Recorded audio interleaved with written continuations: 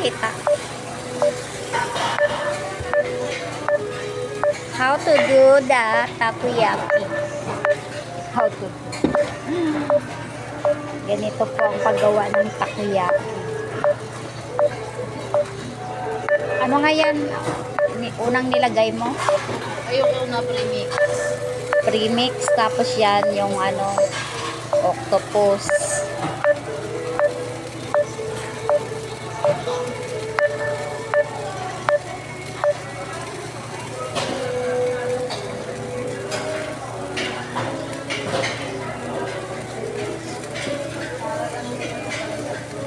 Sarap ng takoyaki.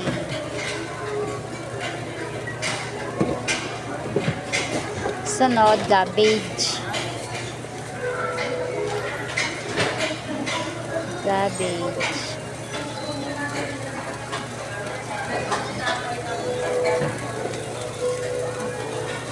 Ang dami mo palang nilalagay niyan.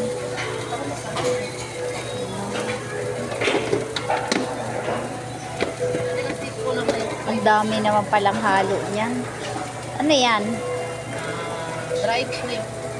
Dried shrimp. Heavy. Heavy. Heavy or heavy? Heavy ata. Bisaya kasi. Heavy. Heavy. Heavy yung dried shrimp. Dried shrimp. Pasensya na sa nagbigkas at Bisaya. Basta may dried, yun na yun. Ito yung paano gawin ang masarap na takoyaki.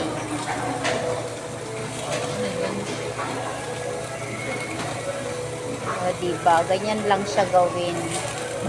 Ano yung binaliktad? Ayun, bakit hindi nadala yung ano? Tapos paano yung mga ganyan? Sa loob. Ilalagay din. Para nasa loob siya ng ano, harina. Kaya loaded siya ng gulay. Tsaka ano, kaya masarap. Kaya siguro hindi ako pwede dyan eh. Hindi ako marunong magaganyan. Sabay nga, hindi ako nagluluto. O diba, nabulgar na yung ano ko.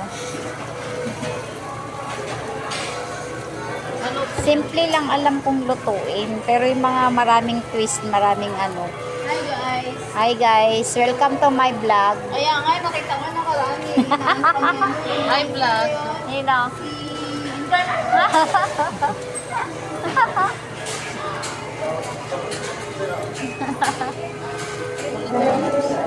Sino yun? Ano? Takoyaki na siya. Luto na yan, ganyan. Ikot-ikotin din. Ikot-ikotin lang. Hanggang tumigas. Alam nyo ba guys, nung nag-hiring sila, pwede sana ako dito eh, para katabi ko lang si Jowa. Kaso hindi ako marunong magluto talaga. Kahit i-training ako, mabagal ako kumilos. Bagsak na kagad ako sa ano. Wala kasi akong hilig sa pagluluto. Mas gusto ko na maglaba, maglinis, maghugas ng pinggan. Basta luto, wag. Alam ni Casey yan.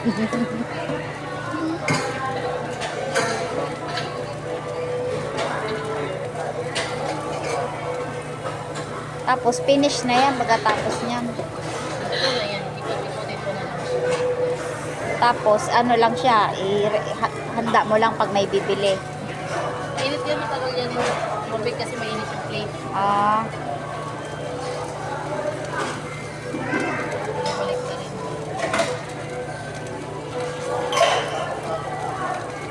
galing. So, yan lamang guys. Thank you for watching. Ayan na ang finished product ng takoyaki. Yummy takoyaki. Dito lang yan sa ground floor. Bye guys.